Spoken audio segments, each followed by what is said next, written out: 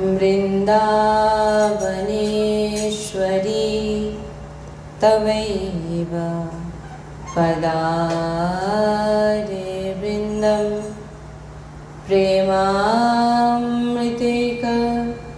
मकरन्धरशोकपूर्णं हृदयपितं मधुपते स्मरतापमोग्रं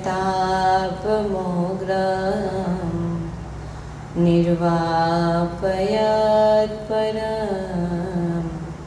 शीतलमाश्रयामि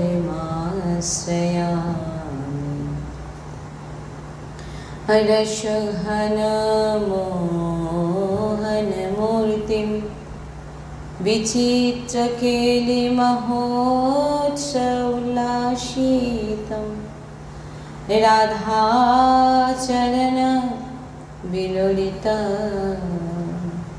रुचिराशिखण्ड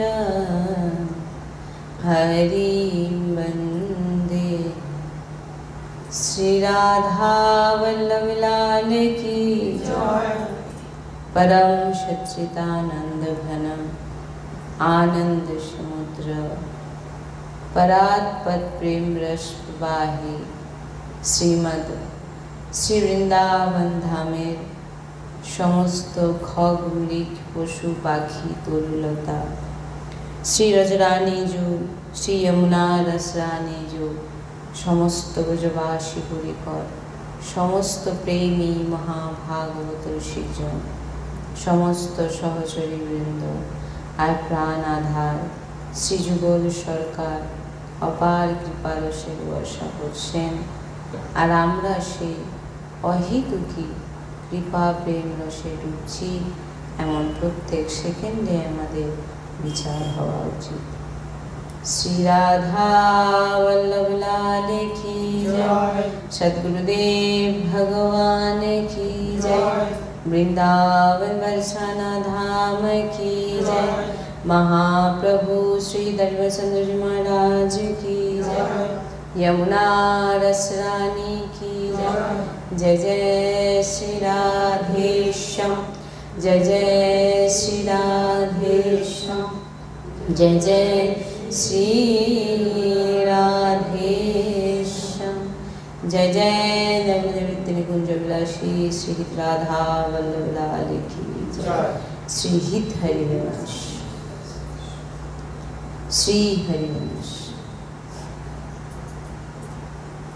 রাধে রাধে। সকালবেলা দিন ধরে আমাদের এই নাম জপ নিয়েই আলোচনা চলছে যে কিভাবে আমরা কত রকমভাবে নাম জপ করতে পারি, মালার সাহায্য ছাড়া, নিঃশ্বাসের মাধ্যমে, জিহ্বা দিয়ে, কণ্ঠ দিয়ে।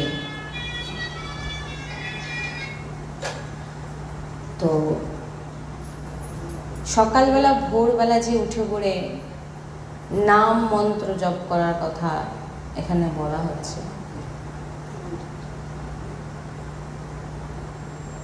আপনাকে এটা লক্ষ্য রাখতে হবে যে যখন আপনি ভোরবেলা ঘুম থেকে উঠছেন, প্রথমে একটা সৎসঙ্গে একবার আমি বলেছিলাম যে ভক্ত কখনো অশুদ্ধ হয় না, আর ভক্তকে কখনো নাম জপ করার জন্য এক্সট্রাভাবে স্নান আদি করতে লাগে না। সে ভোরবেলা কিসের বাসী? ভক্তদের জন্য। এবার আপনাকে দেখতে হবে আপনি কতটা শুদ্ধতা আছেন। আপনি যদি অপবিত্রতা আছেন, আপনাকে তখন স্নান আদি সারতে হবে। আপনি যদি জানেন যে আমি পবিত্র, তবে আপনি কিন্তু নাম জপক যে ভক্ত, তিনি কিন্তু কোনো তার মধ্যে অপবিত্রতা নেই। সে উঠে পড়ে স্বতঃ বাসি। আমাদের মনটা বাসি যদি আপনি বলেন, আমার সদ্গুরুদেব ভগবানকে একবার বলছেন যে আমরা বাসি, মানে সকালবেলা যেটা উঠে পড়ে, তো বলছেন তুমি কাকে শুদ্ধতা বলবে? তুমি বাড়িয়া স্নান করে দাঁত টাত মেজে ফ্রেশ হয়ে কোনো ভোগে গিয়ে থুতু ফেলে দিলে, তাহলে ওটা ফেলে দেবে না তুমি ওটা ঠাকুরকে দেবে না, ওটা কেউ গ্রহণ করবে? তুমি কখনো শুদ্ধ অশুদ্ধ, মানে এগুলো হচ্ছে আমাদের আমাদের এক সৎসঙ্গের অভাব, আর দ্বিতীয় হচ্ছে অজ্ঞানতা। স্নান করলে কেউ কখনো পবিত্র হয়ে যায় না, যদি তার মেন তো আন্তরিক যদি না সুস্থ থাকে। এবার হ্যাঁ, একটা জিনিস আপনাকে লক্ষ্য রাখতে হবে যে আপনি শুদ্ধ আছেন নাকি। আপনি যদি না শুদ্ধ থাকে আপনাকে স্নান সারতে হবে। কিন্তু ভক্তদের ক্ষেত্রে, বৈষ্ণবদের ক্ষেত্রে বলা হচ্ছে যে এক্সট্রাভাবে তাদের ঘুম থেকে উঠলো, মালা নিলেন, জপ শুরু করে দিলেন, কোনো অসুবিধা নেই। মন্ত্র, নাম মন্ত্র সব জপ করা যেতে পারে। এইবারে শৌচ, ধরুন আপনার সকালবেলা ব্রহ্ম মুহূর্তে উঠে আপনি গুরু মন্ত্র বা নাম জপ করছেন, আপনার শৌচ আদি যদি আপনার যেতে হয়, সেক্ষেত্রে আপনি এখন তো কাপড় ছেড়ে আপনি বাথরুমে গেলেন, শৌচ আদি সেরে আবার আপনি হাত পা যাতে আমাদের ধোয়া হয়। কেন? কারণ যেহেতু শৌচালয় কিন্তু একটু নিয়ম, আমাদের সন্তগুরু শৌচালয়কে খুব সাবধান করে গেছেন। কারণ বৈষ্ণবের চরণ যাতে সবসময় শৌচ থেকে বেরোনোর পর যেন ধোয়া হয়। বৈষ্ণবের চরণ শৌচে যাওয়া মাত্র তোমাকে ধুতে হবে। এবার তুমি একবার গেলে ঠিক আছে, যখন তুমি বারবার, দুবার, তিনবার, চারবার শৌচে যাচ্ছ, তখন কিন্তু কোমর অবধি তোমাকে ধুতে হবে। এটা যেটা পদ্ধতি সাধু সন্ত গুরু মহারাজের কাছে আমরা পেয়েছি। বারবার যখন শৌচে যাচ্ছ, তোমাকে কিন্তু কোমর অবধি ধুতে হবে। আর না হলে আপনি ঘুম থেকে উঠলেন, সোজা মন্ত্র, যদি শৌচের বেগ না থাকে আপনি সোজা নাম মন্ত্র শুরু করে দিতে পারেন। এর জন্য কোনো মুখ ধুতে হবে না, দাঁত ব্রাশ করতে হবে না, কিচ্ছুর দরকার নেই। ভক্ত নামময়, নাম করেই ঘুমায়, এবং যখন নেত্র খোলে তখনও তার ভিতরে নামই চলে, কোনো অশুদ্ধতা নেই। এবার আপনাকে আপনি সেটা জানবেন যে আপনি কতটা শুদ্ধ অশুদ্ধ। আপনি যদি মনে করছেন যে আমি অপবিত্র, আমার বিছানা অপবিত্র, তখন আপনাকে সে জায়গাটাকে ত্যাগ করতে হবে, নিজেকে পবিত্র হতে হবে। তাই সকালবেলা উঠে বলে আমরা অবশ্যই নাম জপ করতে পারি, এতে কোনো বাধা নেই। তার জন্য আমাদের এই কিছু কিছু জিনিস আমাদের দেখে রাখতে হবে। কারণ বৈষ্ণব মাত্রা আপনাকে শৌচে খুব সাবধানতা। শৌচ যখন আমরা বাথরুমে যাব, সেটা যেন খুব পবিত্রতা আপনার মধ্যে যেন থাকে। যেমন শৌচ থেকে এসে আচমন করা, এটা আপনাকে করতেই হবে, করতেই হবে। এটা আমাদের মানে আমরা বলছি না, এগুলো আমরা যেটা গুরু মহারাজজির কাছে আমরা পেয়েছি। শৌচের পর অবশ্যই আচমন করতে হবে, যার যে আচমন করেন। 3 বার আচমন করলেন, এবার আপনি নাম জপ, কিন্তু আচমন করতেই হবে। রাধাবল্লভ শ্রী রাধাবল্লভ শ্রী, যে আপনাদের যেভাবে যেটা করবেন, আচমন করলেন, এবারে নাম জপ শুরু করলেন। হাত পা পরিষ্কার করে ধুয়ে নিতে হবে। তাই নাম জপ কখনই, হ্যাঁ মন্ত্রতে একটু বাধা আছে। মন্ত্র যখন জপ করবেন, আপনার এই যে বললাম এগুলো একটু সাবধান। তার নাম আমরা যে কোনো জায়গায়, যে কোনো অবস্থাতে আমরা নাম সবসময় নিতে পারি। শৌচালয় আমরা নাম আমরা নিতে পারি শৌচালয়ের ভিতরে, হ্যাঁ, কিন্তু মন্ত্র সেটা কিন্তু শৌচালয়ে করা যাবে না। সেটা কিন্তু আপনাকে পবিত্রতায় করতে হবে, যেখানে ওম লেখা থাকবে। এইগুলো কিন্তু মন্ত্র। নাম আপনি যে কোনো নাম, রাম কৃষ্ণ হরি, আপনার গুরুদেব যে নাম দিয়েছেন আপনি সেই নাম জপ করুন। শৌচালয়েও আপনি বসে বসেও আপনি একটু করা যেতে পারে, কিন্তু মন্ত্রের বেলায় একটু সাবধান হতে। জুতো পরে কি নাম জপ বা মন্ত্র জপ করা যাবে? জুতো পরে যেটা মহাপুরুষগণরা বলেছেন, দেখুন জুতো পরে আমরা যখন জপ করব, প্রথমে দেখতে হবে জুতো আপনি শৌচালয় নিয়ে গেছেন নাকি। জুতো যদি শৌচালয় না নিয়ে যান, তবে আপনি ওই জুতো পরে নাম নিতে পারেন। শৌচালয় যদি আপনি পরে গেছেন, তাহলে কিন্তু আপনি নাম নিতে পারবেন, মানে মন্ত্র উচ্চারণ করতে পারবেন না। আপনি শৌচালয় ব্যবহার করছেন নাকি দেখুন। সচরাচর আমরা যখন বাইরে যাই, জুতো কিন্তু আমাদের শৌচালয়তে যাচ্ছে না।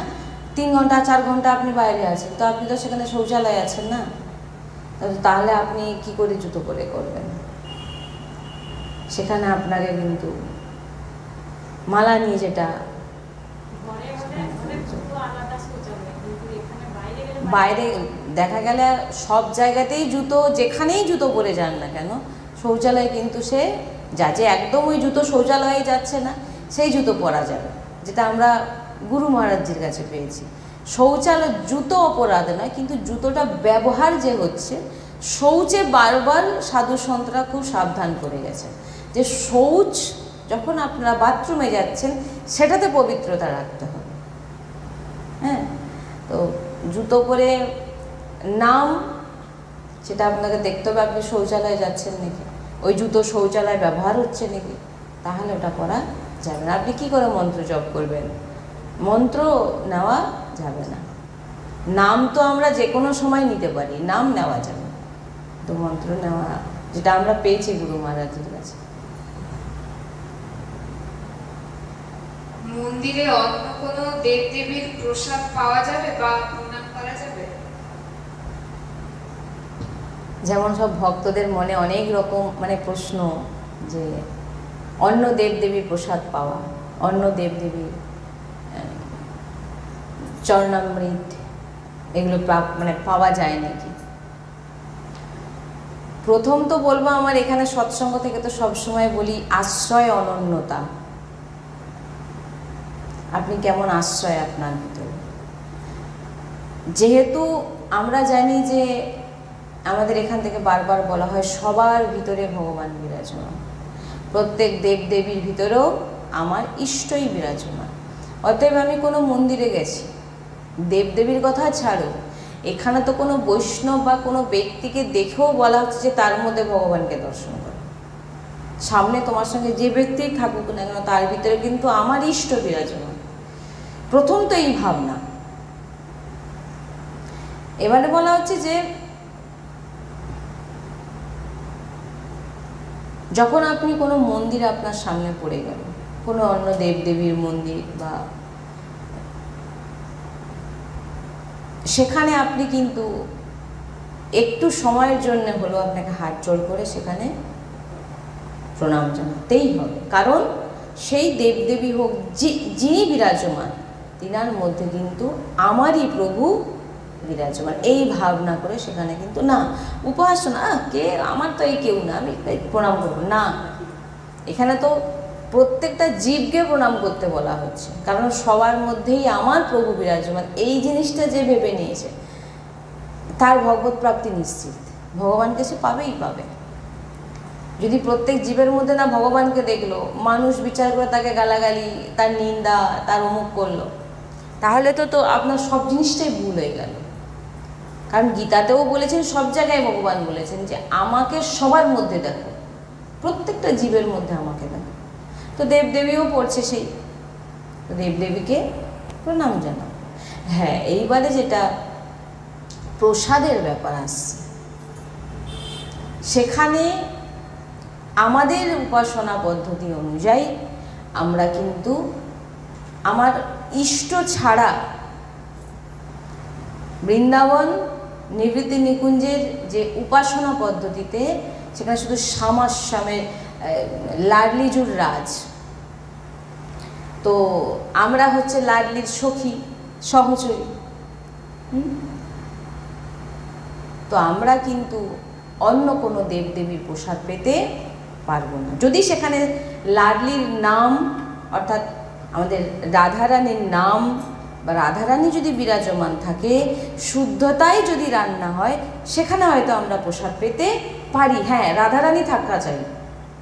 যদি রাধারানী না থাকে, শুধু গোপালজিও বিরাজমান, আমাদের এমনও বলা আছে, রাধারানী যদি না থাকে, লাডলি যদি না থাকে, রাধার নাম যদি না থাকে, কারণ রাধারানী হচ্ছে আমরা লাডলিকে সখী, আমরা তো রাধারানীকেই চিনি না, আমরা কিন্তু গোপালজিকেও চিনি না। কেন চিনি না? আমরা গোপালজিকে কিভাবে চিনেছি?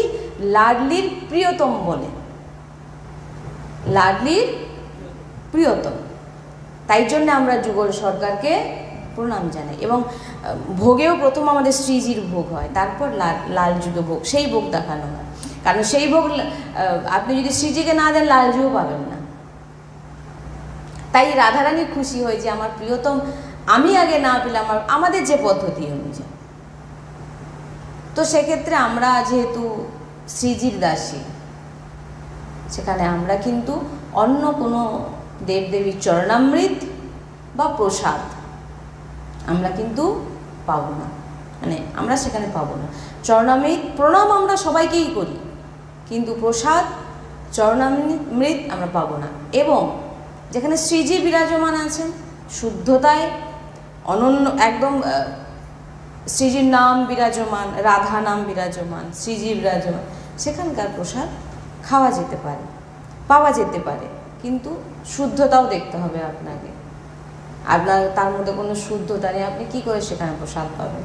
তো সেক্ষেত্রে আমাদের খুব নিষ্ঠা, যেখানে আমার ইষ্ট নেই সেখানে আমি কী করে প্রসাদ পাবো? আপনি বলুন, আপনি ইষ্টের উচ্ছিষ্ট পাবেন, সেখানে যদি আপনার ইষ্টই না থাকে, আপনি ইষ্টকে না ভোগ লাগিয়ে আপনি কি করে পাবেন? আমাদের রাধাবল্লভজি প্রিয়া প্রিয়তম মিলিত স্বরূপ রাধাবল্লভজি, বৃন্দাবন রাধাবল্লভজি দেখলো যে বিরাজমান, তো সে রাধাবল্লভজিকে আগে ভোগ দেখানো হবে, একই দুজন বিরাজমান, রাধা নাম শ্রীজি বিরাজমান, প্রসাদ সেখানে আমরা পাওয়া যাবে, শুদ্ধতা যদি বজায় থাকে। কিন্তু অন্য কোনো দেবদেবীর চরণামৃত বা প্রসাদ আমাদের উপাসনা অনুযায়ী আমরা কিন্তু পাবো না। সব ভগবত প্রসাদ, সবাইকে প্রণাম, কিন্তু আমার ইষ্ট পাইনি না। বুঝতে পারছেন কি বলছি? আমার ইষ্ট আমার লাডলি, আমি লাডলির দাসী, তো আমার মালিক পাইনি, আমি সেটা পাবো কী করে? একজন তো গুরুদেবকে জিজ্ঞাসা করছেন, যদি কোনো জায়গায় গোপালজির প্রসাদ হয়েছে সেখানে কি আমি পেতে পারি? নিষ্ঠা, এই জন্য বলেছেন নিষ্ঠা। শ্রীজি যদি না থাকে লালজুর সঙ্গে আমাদের সম্পর্ক নেই। কেন আমাদের লালজুর সঙ্গে সম্পর্কটা কেন? কারণ আমার লাডলিজুর প্রিয়তম বলে আমরা লালজুর সঙ্গে, ভগবান শ্রীকৃষ্ণের সঙ্গে আমাদের সম্পর্ক। নাহলে আমাদের ইষ্টকে, আমরা দাসী কার? আমরা শ্রীজির দাসী, আমরা রাধারানীর দাসী। আমরা এই কারণে দুজনকে সেবা করি, কারণ আমাদের প্রিয়াজু, আমাদের লাডলিজু, আমাদের লালজু অতি প্রিয়, প্রাণের। হ্যাঁ, তো এই কারণে আমরা দুজনের সেবা করি। তো এখানে যদি প্রিয়াজু না থাকে তো আমরা কী করে প্রসাদ পাবো? সদ্গুরুদেব ভগবানের যেটা আমাদের পদ্ধতি অনুযায়ী বলেছেন, তো আমাদের শ্রীজি থাকা চাই। শ্রীজি না থাকলে সব জায়গায় প্রণাম করুন, কিন্তু প্রসাদ আমরা কোথাও পেতে পারবো না, কারণ আমাদের গুরু আদেশ, আমাদের পরম্পরা অনুযায়ী যে নিয়ম, আমরা সেটা আমাদের পালন করতে হবে। প্রভুর কাছে কি বিষয় চাওয়া যাবে? হ্যাঁ, প্রভুর কাছে বিষয়, টাকা পয়সা, অর্থ, বিষয় ভোগ। আমরা গেলেই বেশিরভাগ মন্দিরে কি এটাই করি, এইটা আমার টাকা নেই, দেনা হয়ে গেছে, ঘর বাড়ি হয়ে যায়, এইটা দেখবেন বেশি আমরা, এইটাই আমরা বেশি বলি গিয়ে, বিষয় ভোগ।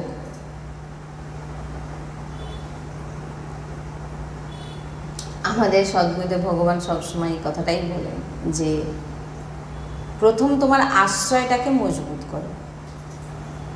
আমার ধন চাই, আমার ঘর বাড়ি চাই, আমার অনেক অনেক টাকা চাই, সব কিছু আমার চাই, সব কিছু আমার দরকার, কিন্তু চাইবো কার কাছে? শুধু আমার ইষ্টের কাছে। এখানে কিন্তু গুরুজি বলেছেন যে তুমি চাইতে পারো। একজন এসে গুরুজিকে প্রশ্ন করছেন যে আমার প্রচুর টাকার দরকার, আমি কি করব? আমি ওই জন্য লাডলির কাছে টাকা চাই, আমার টাকার প্রয়োজন। বলে ঠিক আছে, কোনো অসুবিধা নেই, কারণ সে তো বাইরের কাছে কারোর কাছে চাইতে যাচ্ছে না, সে চাইছে কার কাছে? তার ইষ্টের কাছে। বলে এতে তোমার ভগবত প্রাপ্তি হবে। বলবে মানে মহাপুরুষদের যে ওনাদের যে কথা, মানে ওনাদের কথা না মানলে আপনি কি মানবেন? ওনারা অনেকভাবে এখানে বলেছে, আমি একটা ছোট্ট জিনিস আপনাদের শোনাবো। বলছেন যে তুমি যা কিছু চাও, তোমার যা কিছু দরকার, যে শরীর থেকে শুরু করে অর্থ থেকে শুরু করে তুমি যেটাই কিছু চাও না কেন, তুমি তোমার আরাধ্য ইষ্টের কাছে, আরাধ্য দেবের কাছেই চাইবে, অন্য কারোর কাছে নয়। কিন্তু আমরা এখানেই তো গন্ডগোল করে ফেলি। কেউ বলে দিল ওই ওই তলায় চলে যাও, পুজো করো, তোমার যা বিপদ আপদ টাকা পয়সা সব পেয়ে যাবে। শুনলাম আমাদের আশ্রয় তো মজবুত নয়, এর কাছে একটু, তার কাছে, তার কাছে না, এটা বলা হচ্ছে না এখানে। দেখুন, যারা লাডলির একদম লাডলিকে ছাড়া কাউকে জানে না, প্রিয়া প্রিয়তম ছাড়া কাউকে চিনছে না, রাধাকৃষ্ণকে ছাড়া কাউকে জানে না, তারা জানে যে প্রভু যদি আমাকে দেয় অফুরন্ত দেবে, তারা চাইবে না। কিন্তু সবাই তো একেবারে সব কিছু জেনে, যার যেরকমভাবে কৃপা হচ্ছে সে সেইভাবে আসে, যার যেরকম ভাব, তার ভাবে এটাই যে আমি লাডলির কাছে আমার টাকা চাই, আমি কার কাছে চাইবো? কারণ আমি তো কার কাছে টাকা বা পয়সা বা আমার কোনো কিছু চাওয়ার তো আমার কাছে তো আর কেউ নেই, আমার লাডলি ছাড়া। তো বলছে এটা করতে পারো তুমি তোমার, কিন্তু হ্যাঁ, তুমি যখন তুমি লাডলি কাছে গিয়ে বললে লাডলি আমার এত টাকার প্রয়োজন আছে, এইবার তুমি ছেড়ে দাও। লাডলি দেওয়ার হলে তুমি দাও, না যদি হয় তুমি জানো, এটা আপনাকে রাখতে হবে। আপনার রাজিতে আমি রাজি, আমি চাইছি, আমার দরকার, আমি কার কাছে বলবো? কারণ আমার তো ইষ্ট ছাড়া আর কেউ নেই, তো আমাকে ইষ্টকে জানাতেই হবে। আমার যদি কোনো অসুবিধা হয়, আমার ঘরের বাচ্চাদের যখন কোনো প্রবলেম হয়, সে তো এসে তার মা বাবাকেই বলবে না, বাইরের লোককে বলবে, মা বাবাকেই বলবে। তো আমাদের তো পিতা থেকে পুত্র থেকে সব কিছুই তিনি, তো আমাদের যা কিছু আমাদের প্রভুকে, আমাদের লাডলিকে জানাতে হবে, আর আরাধ্য দেবকে জানাতে হবে। আপনার যে ইষ্ট, আপনি তার সামনে গিয়ে আপনার মনের কথা রাখুন। কিন্তু মানে নাটক, দেখুন, প্রিয়া প্রিয়তমের কাছে, রাধাকৃষ্ণের কাছে নাটক করে কি লাভ হবে? তিনারা তো সব কিছুই চান, তাই তিনাদের কাছে আপনি পর্দা রাখবেন না, সব বলে দিন আমার এই এই দরকার, আমি এগুলো চাই, আমার প্রয়োজন, আমার ঘরে আমার মেয়েকে বিয়ে দিতে হবে, আমার একটা এটা করতে হবে, ওটা করতে হবে, শ্রীজি তুমি দেখো যতটা দেওয়ার আমাকে তুমি দাও, ছেড়ে দিন। আমাদের সদ্গুরুদেব ভগবান এই জন্য সবসময় বলেন যে একে তো গুরুজি সবসময় বলেন যে কোনোদিন কারোকে উপদেশ করেন না। সদ্গুরুদেব ভগবান, আমার সদ্গুরুদেব ভগবান কোনোদিন কাউকে উপদেশ করেন না যে তুমি জিতেন্দ্রিয় হয়ে যাও। গুরুজি বলেন জিতেন্দ্রিয় মানে বোঝেন তো, সমস্ত ইন্দ্রিয়কে যিনি জয় করে নিয়েছেন, অর্থাৎ জিহ্বাকে জয় করেছেন। প্রসাদ ছাড়া, প্রভুর প্রসাদ ছাড়া কখনো কিছু পাবেন না, প্রভুর নাম ছাড়া কখনো কিছু শুনবেন না, প্রভুকে ছাড়া কাউকে দর্শন করবেন না। আদি নিজের ইন্দ্রিয়কে কন্ট্রোলে রাখতে যিনি পারেন, তিনাকে বলা হয় জিতেন্দ্রিয়। কিন্তু আমাদের গুরুদেবজি কখনো বলেন না যে তুমি জিতেন্দ্রিয় হয়ে আমার কাছে এসো। গুরুজি বলেন যে জিতেন্দ্রিয় হয়ে যে ফল প্রাপ্ত হয়, তুমি এই কাজটা করো, তুমি এই জিতেন্দ্রিয় হওয়ার পর যে ফল প্রাপ্ত হয় তুমি পেয়ে যাবে। কি কাজ না, আপনি যেমন আপনি শ্রীজির কাছে চলে যান, আমি লোভী, আমি বিষয়ী, আমি কামী, আমি পাপী, আমি যেমন, আমি তোমার সামনে এসে আমি দাঁড়িয়ে গেছি। কারণ দেখুন, শ্রীজির সামনে কোনো পর্দা রাখা যাবে না যে ভিতরে ভিতরে এক চিন্তা করছি, শ্রীজিকে এক বলছি, সেটা বলে কোনো লাভ হবে না, কারণ তিনি সব কিছুই জানেন। তাই বারবার সাবধান করছেন, তিনার সামনে গিয়ে আপনি কোনো নাটকবাজি করবেন না, আপনার ভিতরে যা আছে আপনি তাই বলুন। বলছেন যে একদম সহজ সরল পদ্ধতি, একদম সহজ সরল, আপনি সব কিছু প্রাপ্তি হয়ে যাবে। কেমন না, আমরা বিষয়ী, আমরা অর্থ টাকা পয়সার দিকে আমাদের টান। এবারে গুরুজি সবসময় বলেন তুমি ওই বিষয়ী অবস্থাতেই তুমি শ্রীজির কাছে যাও, যে নিজেকে সমর্পিত করে দাও, শ্রীজি আমি যেমন, আমি বিষয়ী, আমি লোভী, আমার মনে টাকার অনেক দরকার, কিন্তু লাডলি আমি তোমার, কারণ আমরা যদি নিজেকে ঠিক করতে পারতাম, আমরা যদি জিতেন্দ্রী হতে পারতাম, আমরা যদি আমাদের লোভকে কমাতে পারতাম, মায়া মোহকে কমাতে পারতাম, তাহলে তো আমরা এত এই কষ্ট ভোগ করতাম না। কারণ আমাদের সে বল ভিতরে নেই, শক্তি আমাদের নেই যে আমরা আমাদের লোভের সঙ্গে লড়াই করব, আমরা আমাদের ক্রোধের সঙ্গে লড়াই করব, আমরা ভোগবিলাসের সঙ্গে যে আমরা না করবো না, আমি ভোগবিলাস আমরা চাই না, আমার এটা চাই না, আমার ওটা চাই না, না আমরা পারবো না করতে। কেন? আমাদের মধ্যে সে সামর্থ্য নেই।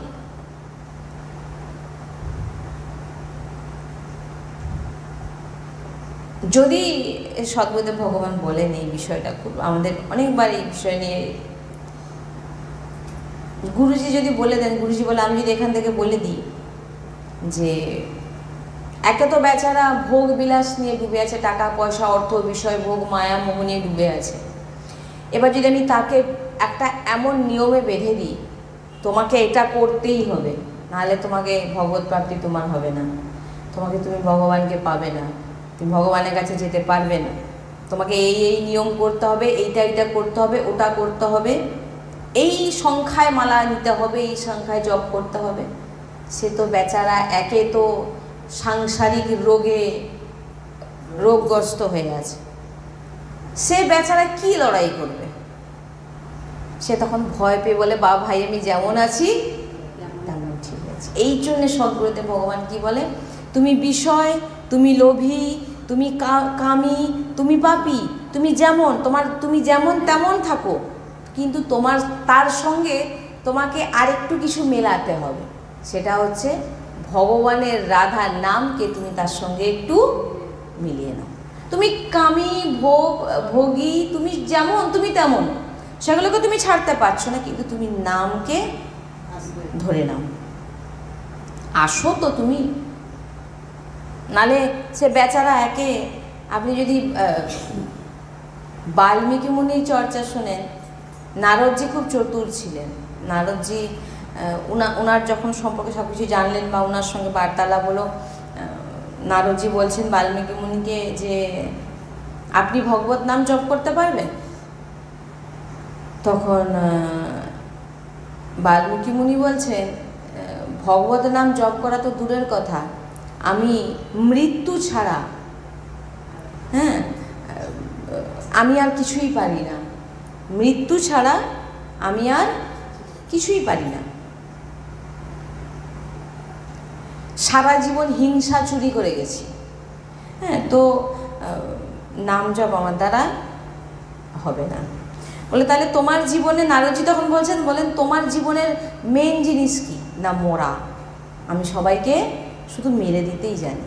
বলে ঠিক আছে, একদম কোনো অসুবিধা নেই, তাহলে তোমার সব থেকে প্রিয় কি? না মরা, কারণ আমি সবসময় মেরেই এসেছি। আর ঠিক আছে, তুমি মরা বলে যাও। হ্যাঁ, একটা জিনিস, আমি যতদিন না আসছি তোমাকে কিন্তু এই মরাই বলে যেতে হবে। তারপরে কি হলো তা আপনারা সবাই জানেন, মরা হয়ে গেল রাম। তা এখন যদি নারদজি বলতেন, একে তো সে তো ঘোর পাপী হয়ে গেছে, এখন যদি নারদজি বলতেন তোমাকে এত মালা জপ করতে হবে, এই ব্রত করতে হবে, এই নিয়ম করতে হবে, সে তো বলেই দিল আমি নাম জপ করতে পারবো না, সে কি আদৌ পরমার্থে আসতে পারতো না, ভগবত নাম নিতে পারতো? এই জন্য সাধু সন্তদের গেলে তিনাদের কাছে যান, আদার্স কোনো কারোর কাছে নয়, সাধু সন্তদের কাছে যান, তিনি আপনাকে ভগবত প্রাপ্তি করিয়ে দেবেন, আপনাকে মার্গ দেখিয়ে দেবেন যে এই মার্গে চলো, সাধু সন্তদের কাছে যান। এই কারণে বারবার বলা হচ্ছে, ওনাদের মুখের একটি বাণী যখন শুনে নেবেন, আপনাকে আদেশ দিয়ে দিল হ্যাঁ তুমি এটা করতে পারো, এইবার আপনি নিশ্চিন্ত, এবার আপনি যা করবেন আপনার পুরো একদম সেটা ভগবত প্রাপ্তির রাস্তা খুলে গেল। কিন্তু তিনাদের আদেশ নেই, আপনি মনের মতো চলছেন, তাহলে কিন্তু কোনো লাভ হবে না।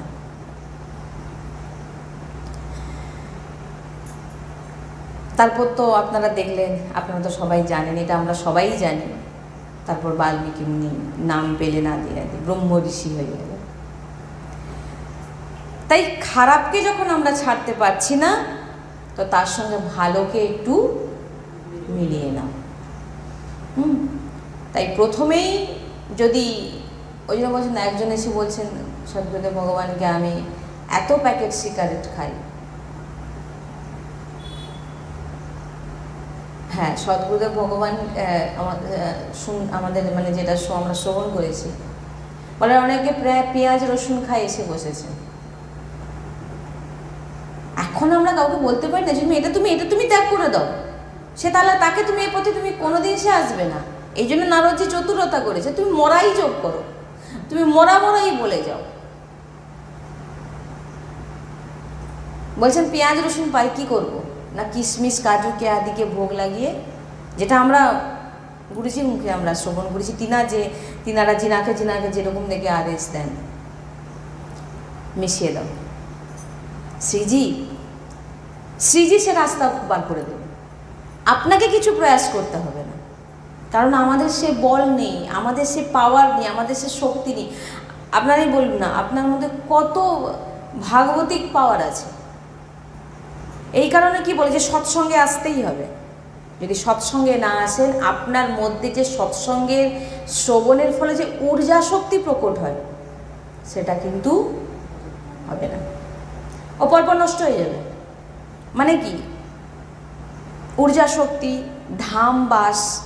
ধামে যাওয়া আসা, আর হচ্ছে সদ্গুরুদেব ভগবান বলেন আরও গুরু দর্শন,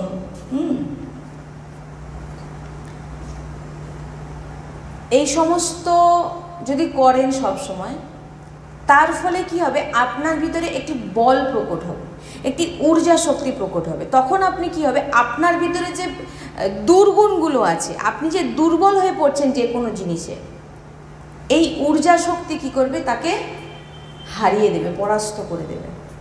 তখন আপনি কি করবেন, আপনি পরমার্থে এগোতে পারবেন, নাহলে আপনি ধারাম করে পড়ে যাবেন। কারোর একটা কথা শুনে নেবেন, আপনাকে এমন একটা কথা বলে দেবে, কারণ আপনার মধ্যে তো সে পাওয়ার এখন রইল না, আর পাওয়ার নেই।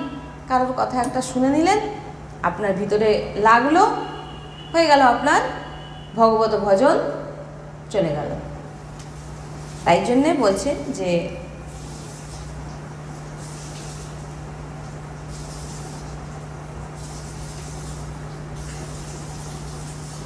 তাই এই কারণে বলছেন, তুমি যেমন তুমি সেইভাবেই তুমি তো নামকে তার সঙ্গে জুড়ে দাও।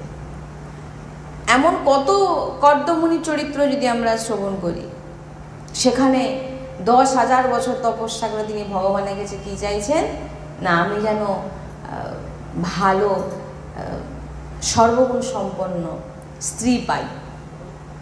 কর্দমুনি, নারদজি বলছেন যাও সৃষ্টি করো, বিবাহ করো।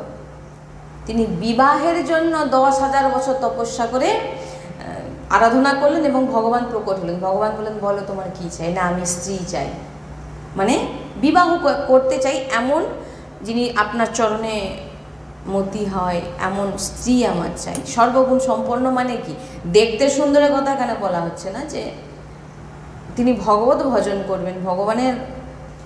তো ভগবান তখন কেঁদে ফেলেছিলেন, সেই অশ্রু একটা যাই হোক, ভগবান তখন কেঁদে বললেন ঠিক আছে। তখন তিনার সঙ্গে কার বিবাহ হয়েছিল, না দেবহূতির, এবং তিনার গর্ভে জন্মেছিলেন ভগবানকে সেই আসতেই হলো স্বয়ং সেই কর্দম মুনির স্ত্রীর গর্ভে, মানে কপিল মুনি রূপে প্রকট হয়েছিলেন। প্রাপ্তি হলো, ভগবানকে পেলেন, এবং তিনি কপিল মুনি প্রকট হওয়ার পর তিনি চলে গেলেন ভগবত প্রাপ্তি। এখানে কিন্তু তিনি কি ভগবানের কাছে চাইলেন, স্ত্রীকে, ভগবত প্রাপ্তি হলো। এই জন্য বলছেন যে কোনো বিষয় ভোগ লোভ যাই থাকুক না, সেটা ভগবানের সঙ্গে জুড়ে দাও। মানে তোমার ইষ্টের কাছে তুমি জানো যে আমার এটা দরকার। ভগবান যদি মনে করেন যে একে দিলে হজম করতে পারবে তো দেবে, আর যদি মনে করেন যে না তাকে ঠিক কাজে লাগাতে পারবে না, তো দেবেন না।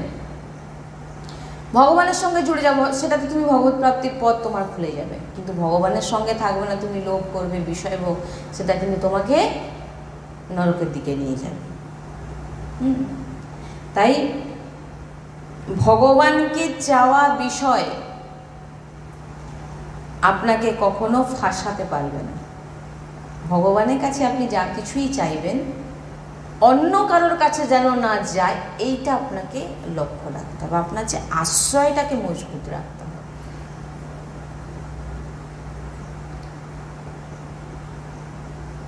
যে আমার জীবনে যা কিছু ঘটে যাক, আমি অন্য কোনো ব্যক্তি, আপনি কোন ব্যক্তির কাছে সাহায্য চাইতে যাবেন বলুন তো? তিনিও তো হাজারো প্রবলেমে জড়িত হয়ে আছে, হ্যাঁ কি না? আমরা অন্য সামান্য সাধারণ ব্যক্তির মানুষের কাছে কি আমরা সাহায্য চাইতে যে আমাকে একটু সাহায্য করে, সেও তো প্রবলেমে আছে। এটাই আমরা কেউ বুঝি না। তার জীবনও দেখুন হাজারো প্রবলেম খুঁজে পাবে। তার কাছে যদি গিয়ে বসে পড়েন, সে তার মনের কথা যদি শুরু করে শেষ করতে পারবে না। হ্যাঁ, তো হাজারো প্রবলেম প্রত্যেক ব্যক্তির মধ্যেই আছে, প্রত্যেক জীবের মধ্যে আছে।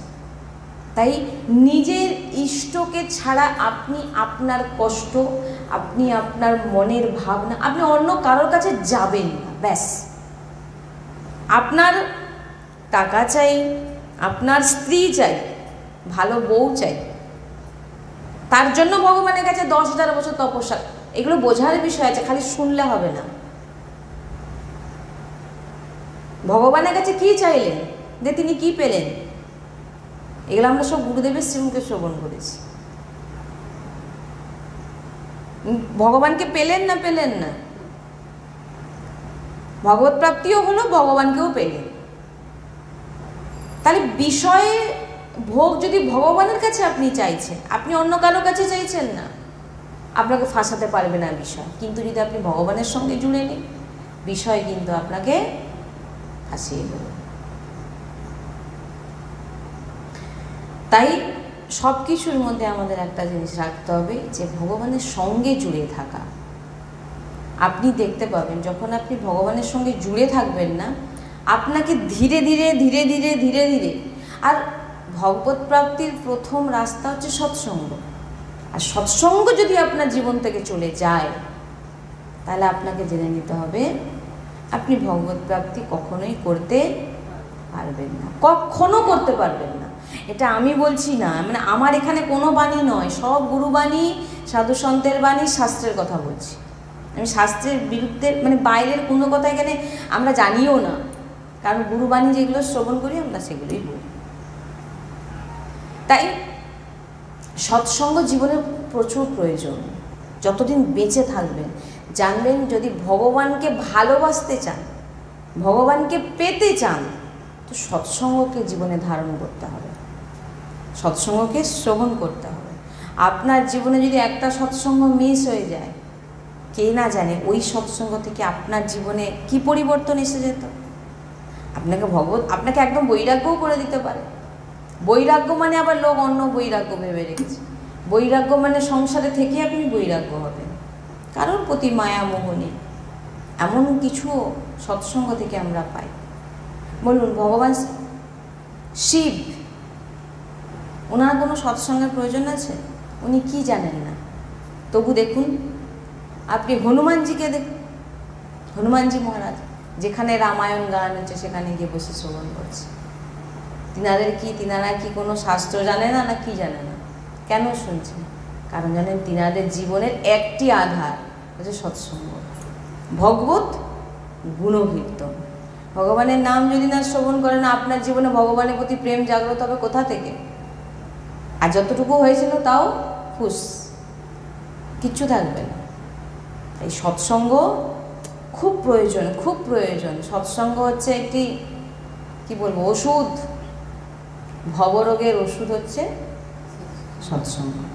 তাই সৎসঙ্গ প্রত্যেক দিন শ্রবণ করুন, প্রত্যেক দিন। ওই জন্য বলছেন না যে আপনার ভিতরে ঊর্জা শক্তি আসবে কোথা থেকে, আপনার ভিতরে পাওয়ার আসবে। যে বাইরে থেকে ধরুন কোনো একটা কথা আপনার কাছে ভেসে আসছে, বা বাইরে থেকে বা ভিতর থেকে আপনার সংসারের প্রতি রাগ, লোভ, মোহ, বা বাইরে থেকে কোনো কথা, বাইরে থেকে কোনো অপমান, সম্মান, এগুলো থেকে আপনাকে বাঁচাবে সৎসঙ্গ, গুরু কৃপা, ধাম কৃপা, আপনি এবং ভক্ত সঙ্গ, এগুলো হচ্ছে আপনাকে ঊর্জা শক্তি প্রদান করবে।